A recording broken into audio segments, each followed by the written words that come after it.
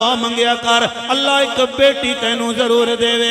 लोगों ने मैनू क्या चिश्ती साहब इहदी की वजह है, क्यों बेटी दियां दुआवां मंगवांदे चले जा रहे हो? साहिब साहब मैं बड़े बड़े लोगों के जनाजे पढ़ाए ते बड़ियां बड़ियां मैयतां मैं करो उठदियां वेखियां ने। जदों जनाब जनाजे का टाइम हो जावे, रिश्तेदार कहंदे ने जल्दी करो जनाजे का वक्त हो गया है, रिश्तेदार कहंदे ने जल्दी करो, बिरादरी वाले कहंदे ने जल्दी करो जनाजे का वक्त हो गया। पर मेरे भाइया एक बच्ची होंदी है जड़ी बाप की चरपाई नाल लिपट के ते रोंदी नजर आ रही होंदी है। 40वें तक पुत्र कहंदे ने ऐ तमाम करना है, 40वें तक पुत्र कहंदे ने ऐ तमाम करांगे।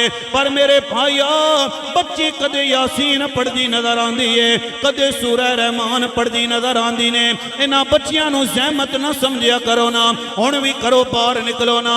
बच्ची कहती है बाबा ऐ चादर लैके जाओ बड़ी चंगी लगेगी। कदे बाप दे शूज जनाब पालिश करती नजर आती है, कदे बाप दे कपड़े इस्त्री करती नजर आती है। मेरे भाइया पैगाम लैके चला जाओ, इन्हां बच्चियां नूं कदे सहमत नहीं जे समझना ने, इन्हां बच्चियां नूं कदे सहमत ना समझिया करो। इन्हां दा कोई पता नहीं है किस वेले तेरे घरों जनाब परवाज कर जाणगियां, किस वेले तेरे घरों जनाबे वाला उठ के चलियां जाणगियां। इन्हां बच्चियां नाल प्यार कर ले ते मियां साहब फरमांदे ने कि बेशक पुत्र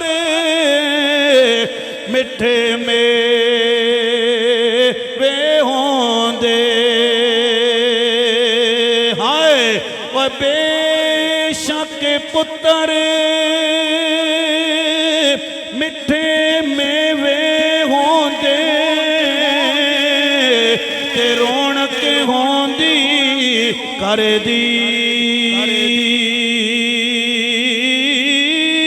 पर थियां जई कोई शै ना मुहम्मद ते शमा पराए करे दे ते थियां